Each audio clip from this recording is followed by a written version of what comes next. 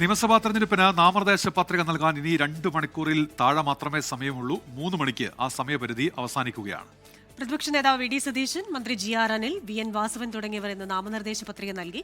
അതേസമയം NDA ക്യാമ്പിന് ആവേശമായി പ്രധാനമന്ത്രി നരേന്ദ്രമോദി ഞായറാഴ്ച തൃശൂരിൽ പ്രചാരണത്തിനെത്തും. പരസ്യ പ്രചാരണത്തിന് ഇനി 15 ദിവസം മാത്രം. പ്രതിപക്ഷ നേതാവ് വി ഡി സതീശൻ പറവൂരിൽ ഇന്ന് നാമനിർദ്ദേശ പത്രിക നൽകി.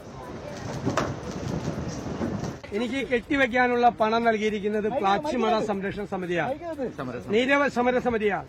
നിരവധി വർഷങ്ങളായി നീതിക്ക് വേണ്ടി അവർ നടത്തുന്ന ഈ പോരാട്ടം, പാവങ്ങൾക്ക് വേണ്ടി നടത്തുന്ന പോരാട്ടം, ആ പോരാട്ടത്തിൽ ഞാനും പങ്കാളിയാണ്.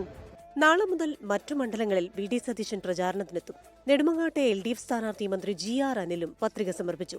ഗുരുവായൂരിൽ ബി ഗോപാലകൃഷ്ണൻ, കാസർഗോഡ് ML അശ്വിനി തുടങ്ങിയ NDA സ്ഥാനാർത്ഥികളും ഇന്ന് പത്രിക സമർപ്പിച്ചു. പാലായിൽ LDF സ്ഥാനാർത്ഥി ജോസ് കെ മാണി, കാസർഗോഡ് UDF സ്ഥാനാർത്ഥി കലക്ടർ മാഹിൻ ഹാജി, തിരുവനന്തപുരത്തെ LDF സ്ഥാനാർത്ഥി സുധീർ കരമന തുടങ്ങിയവരും ഇന്നാണ് പത്രിക നൽകിയത്. കണ്ണൂർ, പയ്യന്നൂർ, തളിപ്പറമ്പ് മണ്ഡലങ്ങളിൽ UDF പിന്തുണയുള്ള വി കുഞ്ഞികൃഷ്ണനും TK ഗോവിന്ദനും പത്രിക സമർപ്പിച്ചു. UDF നേതാക്കളും ഒപ്പമുണ്ടായിരുന്നു. ഇതിനിടെ NDA ക്യാമ്പിന് ആവേശമായി പ്രധാനമന്ത്രി നരേന്ദ്രമോദി ഞായറാഴ്ച തൃശൂരിലെത്തും. തൃശൂരിൽ പ്രധാനമന്ത്രി റോഡ് ഷോ നടത്തും. പാലക്കാടും പ്രധാനമന്ത്രി പ്രചാരണം നടത്തും. Election desk 24. ലോകത്തെവിടെയായാലും ഏത് സമയത്തും 24 വാർത്തകളും ഓഗ്മെന്റഡ് റിയാലിറ്റി പാക്കേജുകളും എക്സ്പ്ലെയിനറുകളും വിശദമായി കാണാൻ ഞങ്ങളുടെ YouTube ചാനൽ നിങ്ങൾക്ക് സബ്സ്ക്രൈബ് ചെയ്യാം.